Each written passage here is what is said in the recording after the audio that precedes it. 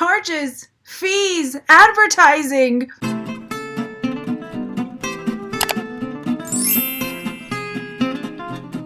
Hi there, it's Margaret. Welcome to my channel, Texas Gal Treasures. In today's video, we're going to be talking about two things. One is we're going to be comparing the fees on eBay and Etsy so that if you're interested in selling on either of those platforms, you have a good breakdown of what kind of fees you're going to be faced with when you're selling on eBay, when you're selling on Etsy, and the comparison of the two. And then the big topic, the big goodbye Etsy that we've been seeing all over the internet, all over YouTube from Etsy sellers. We're going to break down what this Etsy offsite advertising really means, and is it really going to affect you that much? We're going to break it down. If you're new here, welcome. I am a homeschooling reselling mom that flips things on eBay and Etsy to help support my family. And if you're new, I would love to welcome you. Go down there and hit the subscribe button and the little bell next to it so you're notified when I put out new videos about selling online. We are going to look at what the eBay fees are, we're going to look at what the Etsy fees are, and we're going to break it down by one particular item. So we're going to make this really easy. I'm going to break it down by one item, and we're going to pretend that this one item sold on eBay and Etsy, and we're going to talk about the different fees and how much money you make from that. And then at the end, we're going to talk about that eBay offsite advertising and what it means for you if you're selling on Etsy. And I'm going to link all of these websites down in the description box below so that you can come back and reference them later. So here we've got on eBay the pages for their seller fees, and it breaks it down. There's an insertion fee, and what that is that you get 50 free per month, and beyond that you have a 35-cent per item listing fee. Now if you have a shop, then those fees change up a little bit. We'll talk a little bit about shop levels because this insertion fee is basing it on you not having an eBay store. So if you just have a regular eBay account and you're selling, then this is what you're looking at: 50 free per month, then 35 cents per insertion fee after that. We'll talk briefly about the different shop levels in just a second. The next fee that you're going to be hit with on eBay is the final value fee. And the final value fee for most categories is about 10%. So depending on what you've got, again, I'll show you there's a breakdown and I'll show you what web page to look for that on. So if you've got a different item from a different category, it might be a little bit different on your final value fee, but for most items, it's 10% final value fee. There is also a PayPal fee at the end, which we'll talk about as well. Now, listing upgrades are something that you can pay extra for. Let's say you want your title to be bold, or you want to list your item in more than one category. Then there's an extra fee for those type of things, but they are completely optional. So here's another page that I'm going to link for you. It's all about the selling fees. It says it's a 10-minute article, so you can flip through and fairly easily see what you need to find out. All right, so if you scroll down on that page, you'll see basic fees for most categories, and it will let you know your insertion fee on these categories, 50 listings free per month, 35 per listing, and then the final value fee. So it's a little bit more, as you can see, on books, DVDs, music, 12% over here. However, on heavy machinery, things like that, it's 2%. So you can scroll through and see what the insertion fee and the final value fee is depending on what your item is that you're selling. So I've pulled up my notes over here. The PayPal fee, which comes off when you have gone through your PayPal account, is 2.9% plus 30 cents. Now, if you don't use PayPal and you use eBay's managed payments, you still have a fee very similar to what the PayPal fees would be. It's 2.7% and then 25 cents. Now, I put on there, again, it's extra if you want bold-faced, extra categories.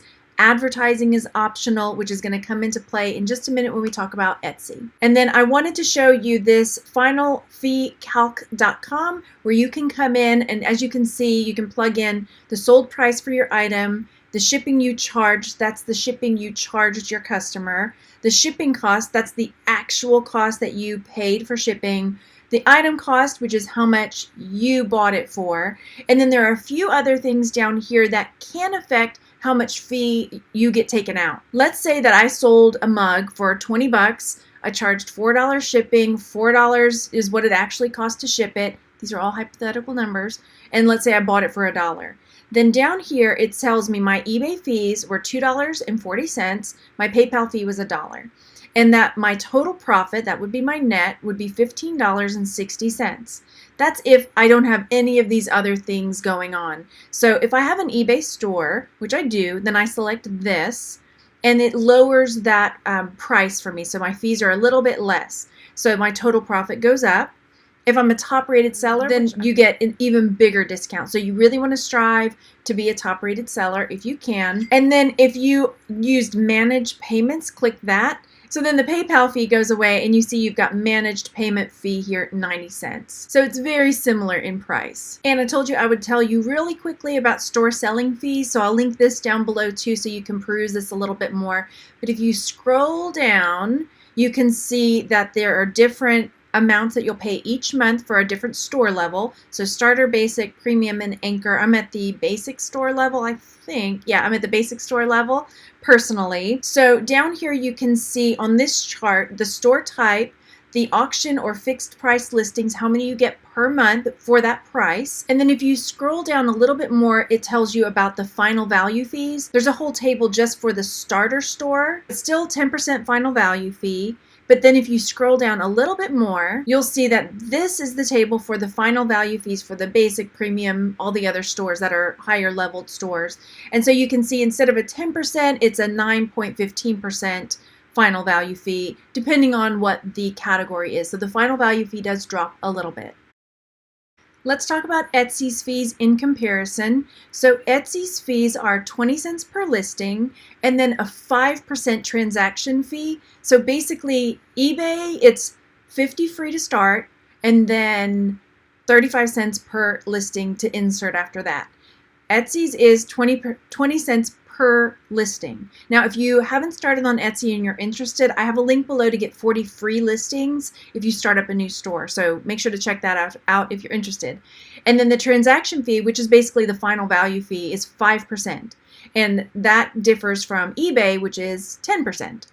Now, there's also a payment processing fee, which is 3% plus 25 cents, which is similar to eBay's and PayPal's fees as well. So let's do a quick comparison based on the insertion fee and the final value fees on eBay and Etsy with the same item, the same shipping, the same numbers across the board. So I'm going to use my final fee calculator, and then there's an online Etsy fee calculator. So I'm going to show you both of those. So coming back over here, let's pretend like I'm not a type-rated seller.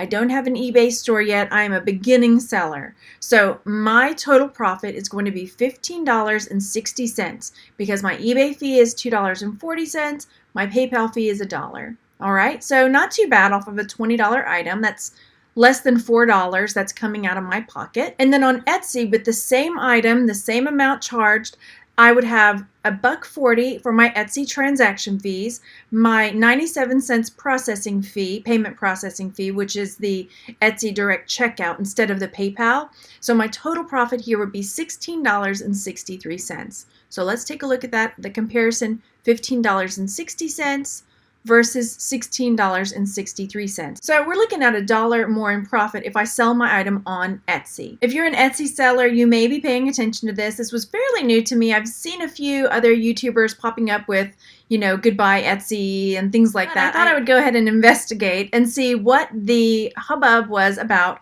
the Etsy offsite ad that's coming up. And I want to put this out there. I'm not criticizing any other YouTubers or sellers. Everybody has to do what's right for their business. I really think that a lot of the frenzy, that the change that people are getting afraid about and getting up in arms about, I really don't think it's going to be that big of a deal. So we're going to take a look at what it means, what Etsy's talking about with mandatory offsite ads, and what you can do as a seller, and if it applies to you even. Time for the legal mumbo jumbo. I am not going to read this to you. This is all about offsite ads and fees and what it means. I'm going to link this down below, so if you want to look at it more closely, you can, but I'm just going to break it down for you. Basically, what Etsy is doing is they are creating offsite ads, which means they're going to be advertising for the sellers on Google and on all kinds of other places to try to bring in more buyers to Etsy's site. They are opting everybody in to begin with because they want buyers to come to their sites and they need to have items that they are sharing with people to show that they've got cool stuff to buy.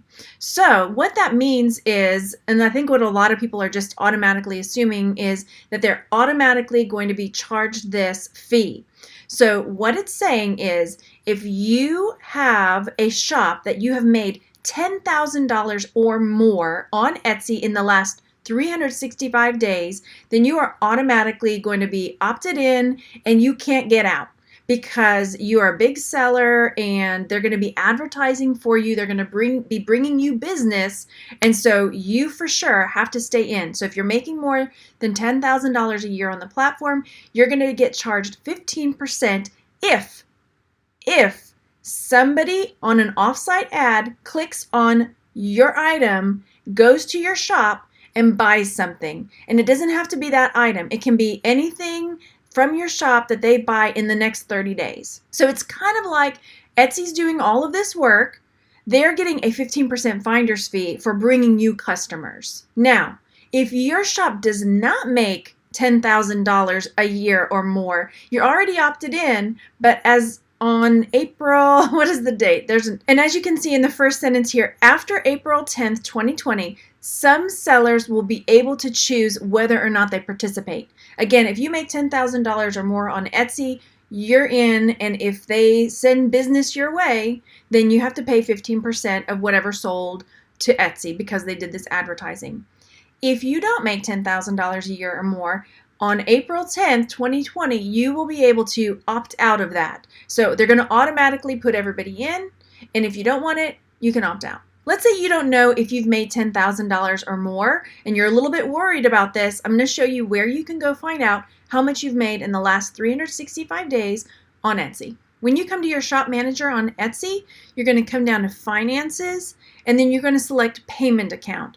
When you get to that part, you're going to scroll all the way down till you see the blue and the green circle.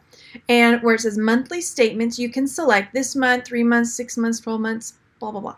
So select the last 12 months, and then it will show you how much you've sold in the last 12 months. I don't need to worry about it. They're going to automatically opt me in, and if I choose to, then on April 10th, I can go and turn it off. Will I choose to? That's the question. So as you may have seen, there's a lot of people that are saying, goodbye Etsy, we're done. You're not taking 15% of my sales. I think personally, I am more than happy for Etsy to take their professional advertisers who know what they're doing, who know how to run ads on offsite platforms, people that know how to drive traffic, and they're going to do that for my shop, and I don't have to pay anything unless I make a sale. I'm in. So let's talk real quick about what that means. What would 15% look like if this item sold and Etsy took that 15% because it was someone who clicked on my ad that they put out for me and it sent them to my shop and they bought something? What does that mean? What does that look like? So I'm going to take my regular calculator, $16.60, and I'm going to multiply it by 15%. And that looks like they're going to take $2, let's say $2.50. So $16.60 minus $2.50. Let's look at the number because it's a couple bucks. So now we're looking at $14. Okay. My sale on eBay, if I didn't have any ads or anything, $15.60. On Etsy now, if I opt in and somebody clicks on my ad and somebody buys something in my shop, then I pay Etsy another $2.50 for that item. Do I have a problem with that? No. So let's talk about some of the options that I thought about when I was mulling this over. So my first option would be to opt out and not ever worry about it.